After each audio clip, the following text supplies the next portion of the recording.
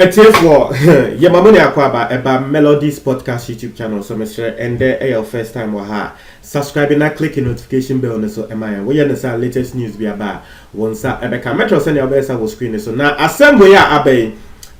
Me assure say go home videos ni bingo fu bibia kasa fa ho answer na better so na end down screen so send your best subscribe no send your be me adomande so and then da number na eda screen na se no betumi afre na yen atwetwe nkomo wo video bi wo audio bi a wo pesa body mind na ye share e my subscribers na me share bo betumi aye ne sa na trese ye ne nkrofo adwenje ho etiefo straight me pesa me waste time yanko yensem so I think about 2 days ni na Ohima Mercy Ghanaian musician gospel musician yenim se wo ya de pa Ohima Mercy o hodi ye beka se me show bi ye friend no Tahila Experience etiefo munti asem ni yo o ye show bi ye friend no Tahila minim se di no sa na etia but etiefo de mame hwe di mame check di na me mbonche musisia but say boy show no ewo ICGC na for one thing about the show they say answer na show no I think it was 4 I think the show was 4 but by 2:30 na why your mattress ticket asan nkrofo atoto ene nyama na send me din kan e no bo hold show no ewo ICGC na show ni din Tahila Experience. Now one thing me say na me show no live YouTube. Fi say show no na omo broadcast YouTube live into na me show no YouTube. Gospel show. So we ni ma gospel show worship ni praises ni nyama. It was a nice show. Now it's here for one thing about the show they say say veteran gospel musician Elder Mirakumu nearby. A lot of gospel musicians by her. It was a nice and superb show.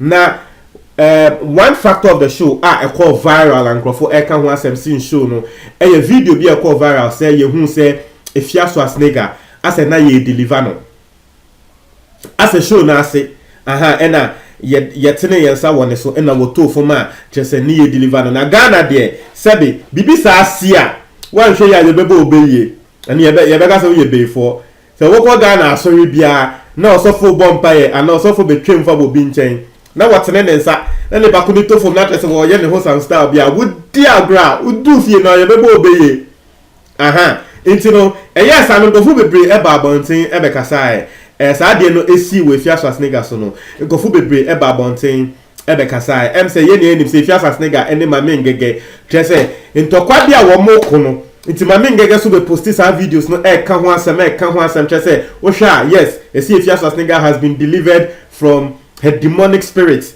The announcer newspaper that the Fred and so Troy said Efiaso Asnega delivered by Ohima Mercy from some unknown spirit. Just say and no in some a lot of websites no more tro GH page One Love Ghana, a lot of big YouTube channels say Ghana so be bring na e tro sa story no and I be bring na post this video no and I know one more can say Efiaso Asnega no say ye too hunhunfin efri ne mo emra wo call Ohima Mercy but just after that show, video be essence by viral. If you ask Asnega to me who say, "What course I show ni we no?" Or something ko jine mu e was some club bi.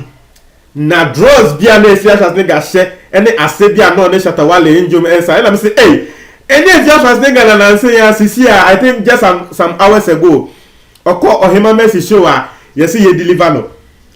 No bia ye deliver always be twem atare a wo share o te club o sani. It me personally sana me kan ma me ngege so sanso be post this video no ka say ye Ohima Mercy wa bregu obi a ye deliver osisi a na trese atare a sanso share wonam club wo sa trese wo so otoni na etiefo Efiaso Asnega atenase ahwe nsem a ekoso ehu no say access story na nkrofo de buy no wo mu di gu ne hu fin story na nkrofo epeja e de aba no wo mu de gu ne hu fin se wono Efiaso Asnega no se bi na hunhun fin bi etinimu na se wo ni ma Efiaso Asnega se wono wo ye ordained woman of God just go you will be ya hye no se wo beka nyame asem na me nim nyame asem potia ya Efiaso Asnega boka because Efiaso Asnega de yenim se wo type online e be di nkrofo ma me atem nti se wo ka se wo ye ordained woman of God me nim be bia ye ordaini wo But that's another matter for another day. If your Schwarzenegger has responded to a news now for Atro, say a deliver from demons, no. Finally, she has responded to that. Now, my person reading the post at Chemo. Me reading Chemo, we are sure say, you better say in some of person worker na say. Na, see, you better say, I know, say if you have think I said, you two who finimua. Yes, I am not preoccupied because it's a story in Angasano, and ya dear and need you. Say, you two who finimun, and ya dear and need you. Now, when you ask me if you have think I try, was say, Tehillah experience was an awesome time with God. I was invited, I say na me person mutini yo. I was invited by Ohima Mercy to lay on the altar. It's here for mutini ye. I say I was invited by Ohima Mercy to lay on the altar. It was say Ohima Mercy na to nsa frɛ no say one bra embeda fom ɛwɔ hɔ. Nti ene say wo kɔ na hunhunfin bi yɛte mi mu na yɛde yɛn nsa ka na no ato fom dabi. Osi Ohima Mercy ena woto nsa frɛ no na woto nsa frɛ no ena o ka se fia Schwarzenegger be gine nim ha na da form na ye tia nsɛm a wotro ne so say had a wonderful vision from God. It was say wo be da form ho no, yes nyame eyi enisoade hunu wonderful bi just enisoade hunu fefefe bi etre no. I wasn't delivered by Ohima Mercy as some media houses are speculating. I am an ordained minister of God. I have said so. Wakasa asem no. Was say nyangrofo ka. Say Ohima Mercy etu hu fi ni me sure say san asem na nyangrofo ka na me kan ka be me ya. Na me makọ aso bi na bia obi de ne nsa ka me na matofo ma. Obo hu ane say mo aba say yetu hu fi me mo. Eti was asem no de ya mu nya yo. E na bi ne de kwa ya brother Samia. Nyangrofo be ka say eye Cecilia Moafo etu hunhunfie brother Sami mu brother Sami eye se wo ba abese Cecilia Moafo din Cecilia Moafo na ehye da abobo na so no ense sa ade we wokoka se yetu hunhunfie obi mu a wodi agra amasa ni bako no second ground be wo itu to me say sa particular story no eye ade a Efia Schwarzenegger na ni engine ho na wo say oye ordained minister of God tresa engusra edane so a wo ye nyame nipa a wo ka nyame asem. Media, I've never seen Efia Schwarzenegger in that lane. Ebia, se wunim say Efia Schwarzenegger eye ordained minister of God. Obetumi ama maso ate e wo comment box ni mo. Na mentia ensem na waka ene so go say, I am not against anyone talking about me, but lying and saying stuff you didn't see will land you in my trouble. But say one no there. Wo person waka safa ne ho aka.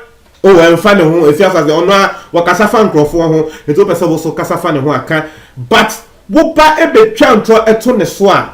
One share, net trouble, wash share, you are asking for her trouble. Also, let me remind all media houses that my workers will not spare your boss if you decide to lie about their boss. Now, some will be entias here, but the all kind of say. What percent what remind you will be especially media houses nini na more trust our story way say sebe or no if you have a no ne workers no one more boom mo boss just say the workers be bad be demo mo boss attempt because more person will be bu on the workers ne boss and no or no if you have a no obi be say if you have a talking about workers and boss no and no so free this is the cue if you have a setting up some form of a new media house and the because was setting up a radio station what to need Showa FM Showa